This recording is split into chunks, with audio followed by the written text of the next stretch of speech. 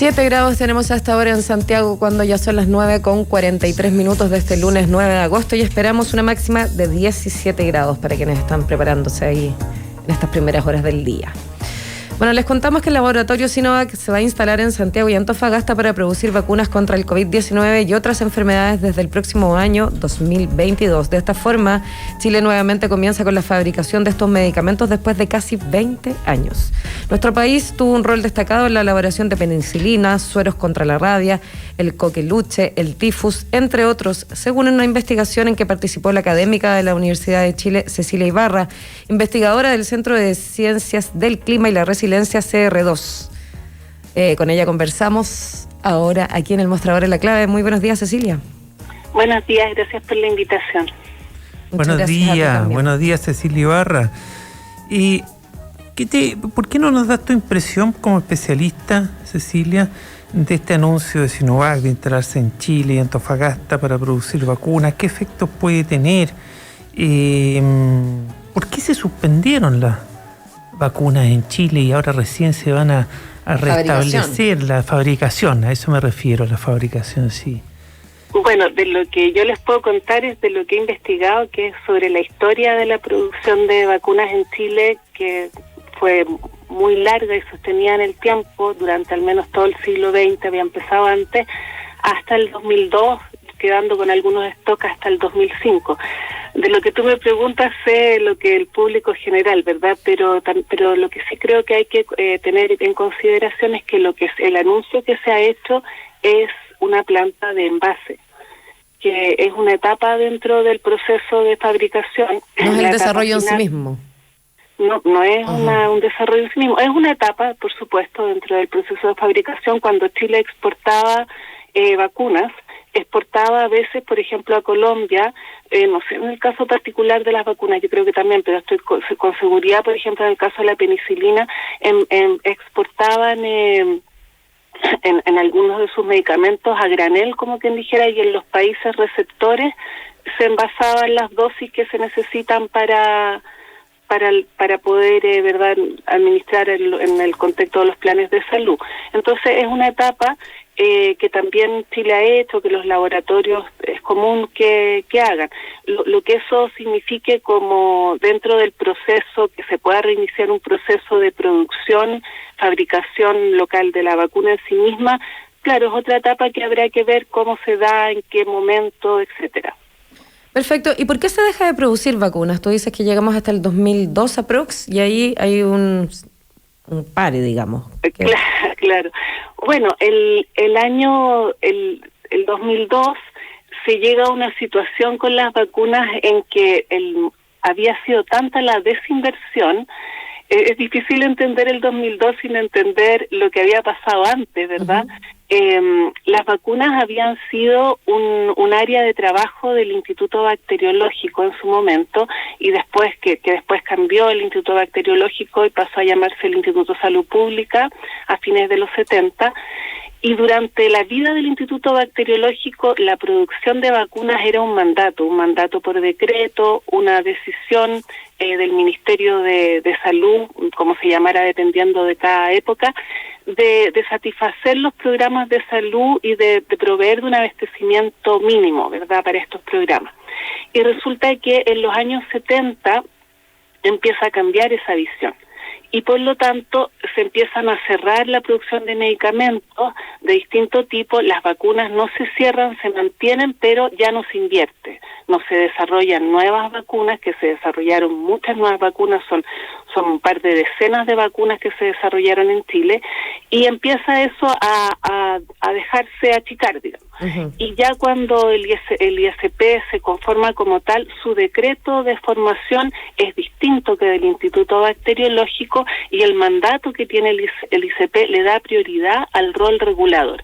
Es decir, en la lógica, de manera coherente con la lógica del rol subsidiario del Estado, el rol del instituto es proveer las reglas del juego y queda de manera muy secundaria la producción de medicamentos solo en casos especiales, en que lo autorice el ministerio, etcétera. Entonces, con mayor razón, se siguen cerrando algunas de las actividades de producción, aparece toda una discusión respecto a si es posible ser juez y parte, etcétera. Y esta desinversión, imagínense, las vacunas es un área sumamente de vanguardia tecnológica. Estratégica y de vanguardia tecnológica, claro. Exacto, es un área en que si tú te descuidas y no inviertes y no sigues actualizando, te quedas fuera, además, ¿no es cierto? Entonces, si desde los años 70 disminuye la inversión, bueno, la cosa no iba muy bien. Y en los años 90, cuando cambia, ¿verdad? Se acaba la dictadura, empieza el periodo democrático, hubo algunos años en que se pensó en invertir nuevamente. Incluso en esa época se contrataron un grupo de, en esos momentos, jóvenes doctorantes, especialistas, y se armó una pequeña área pensando en volver a producir vacunas. De hecho, se alcanzó a hacer un desarrollo. Esas personas, que todavía están algunos de ellos en el ISP, alcanzaron a desarrollar una primera investigación para vacunas para salmón y también para vacuna humana. No me acuerdo bien de cuál era, lo tengo ahí. Bueno, pero eso se descontinuó. Se decidió que las condiciones de mercado, la discusión esta que había, y de nuevo, si todo esto tiene que ver con cuál es el rol que se espera debe tener el Estado. Sobre eso te quería preguntar, perdón, estamos conversando, para los que se están incorporando, con Cecilia Ibarra, investigadora de la Universidad de Chile. Cecilia, perdón, pero es que tú hablaste varias veces los años 70, que se empezó a descuidar y a dejar botado en los años 70, pero estamos hablando de la primera parte de los años 70 en gobierno de la Unidad Popular, ¿o estamos hablando segunda parte de los años 70 ya en dictadura militar? Estamos hablando de la época de dictadura, porque, como te digo, tiene que ver con cuál es el rol del Estado. Entonces, como se empieza de a poco, porque tampoco es de un día para otro, ¿verdad? La Constitución se cambia el año 80, y ese es el momento en que ya se define cuál es la visión del rol del Estado, que es este rol subsidiario en lo que tiene que ver con facilitar el desarrollo de los mercados y no hacer lo que los mercados pueden hacer, que es una ideología, ¿verdad? Una manera de entender el rol del Estado, como hay otras también. Y resulta que eso empieza de a poco esa discusión, no sé, me imagino, ese proceso, ¿verdad?, que se consolida en la Constitución. Entonces es del 73 que empiezan a cerrarse estas plantas, primero la de penicilina, por ejemplo, la de éter, de vitaminas, varias plantas que existían, se fueron cerrando y las vacunas se mantuvieron. Lo que nuestros entrevistados, porque la investigación ocupó varias fuentes, archivos, envases, objetos que encontramos los mismos frasquitos, ahí todo eso, y además hicimos entrevistas a todos las personas que todavía estaban vivas, que habían participado en este proceso como jefes de planta, por ejemplo. Que habían participado en el desarrollo de las vacunas como tal. De las vacunas, claro, habían sido, pone tu jefe del departamento de vacunas, otra persona había trabajado en la parte control de potencia de las vacunas, la parte control de calidad. También entrevistamos a una consultora que participó en lo que fue la evaluación, y ellos, la gente que llevaba más tiempo, decían de que ellos creen que no se cerró porque era tanto el prestigio que tenía Chile a nivel latinoamericano, al menos, la OPS, la Organización Panamericana de la Salud, tenía también una influencia en esto, y era tanta lo que se reconocía ese trabajo que habría sido políticamente, incluso estratégicamente, desde el punto de vista de las relaciones internacionales, incluso, es la opinión de ellos, haber cerrado. Entonces se mantuvo, pero bueno, una manera de mantener las cosas y evitar discutir mucho qué va a pasar en el futuro es, si yo empiezo a desinvertir, en el fondo estoy tomando una decisión también. Ese es mi punto de vista. Claro, como más paulatina, más... Claro. Disimulada, sacando las castañas con la mano del gato, como se dice. Oye, Cecilia, disculpa que te interrumpa, porque hay algo que mientras hablas de, claro, como cuando se construye o se escribe esa Constitución que va como debilitando este interés por las vacunas, digamos, hoy día podría salir de nuevo la discusión, podría venir o reflotar esta discusión en torno a la escritura de la Convención. Son temas, Sí, yo creo que son temas de la constituyente. Por un lado está algo que va mucho más allá de las vacunas, que es cuál es el rol del Estado, que habrá que la constituyente, yo creo que va a ser una discusión, ¿verdad? Vamos a tener este Estado con este rol subsidiario que se retira mientras el mercado puede hacer las cosas, ¿verdad? Es una opción. Y por otro lado hay otros temas, incluso complementarios a eso, incluso aunque de independiente casi diría yo, lo que se decía es qué pasa con los asuntos de seguridad estratégica del país, qué pasa con los asuntos de soberanía. Resulta que, por ejemplo, el Colegio de Químicos Farmacéuticos está abogando, diría yo, por levantar en la discusión constitucional el concepto de soberanía sanitaria, el asunto de cómo el país tiene al menos los recursos y los stocks suficientes para asegurar un mínimo de protección a la ciudadanía en materia sanitaria. Y eso lo hemos visto porque en esta historia que nosotros reconstruimos a partir, como les decía, de múltiples archivos así escritos a mano, las actas de los valiosos años 20, archivos, qué ganas de verlos, me dan. Sí, son preciosos, están en la biblioteca del ISP, son unos libros así grandes, no están digitalizados. Uh-huh. Bueno, y resulta que ahí tú ves como en el terremoto, por ejemplo, de Chillán, el gran terremoto del 39, los sueros que tenía el instituto tuvieron que usarse todos, los antigangrenosos, los antitetánicos que se producen junto con las vacunas, son de la misma familia. Uh-huh. Porque para los heridos que habían en ese desastre, o después otro desastre que hubo una epidemia de tifus también. Entonces, bueno, esa es otra discusión, ¿verdad? Como les digo, por un lado es el rol del Estado en general, por otro lado es este asunto de la seguridad sanitaria, de la soberanía sanitaria en contexto de desastres y catástrofes. Y nosotros sabemos que con el cambio climático eso lamentablemente va a ser más frecuente que lo que hemos visto hasta ahora. Cecilia, es que ahí a ese punto queríamos llegar también en esta conversación que tenía que ver con la situación cambio climático, digamos, y la relación que tiene con las vacunas. Entiendo que también hay una investigación que están llevando a cabo de la necesidad de vacunas que están vinculadas al cambio climático, por decirlo de alguna manera, no sé si lo estoy diciendo bien. Sí, mira, bueno, yo trabajo con una especialista que es farmacéutica, todos lo hemos escrito siempre juntas, una profesional del ISP, doctora en ciencias farmacéuticas, Mirta Parada, mi colega. Así es que siempre, y siempre trabajando con los especialistas. Uh-huh. Lo que te puedo decir desde lo que yo conozco, claro, los bichos se mueven.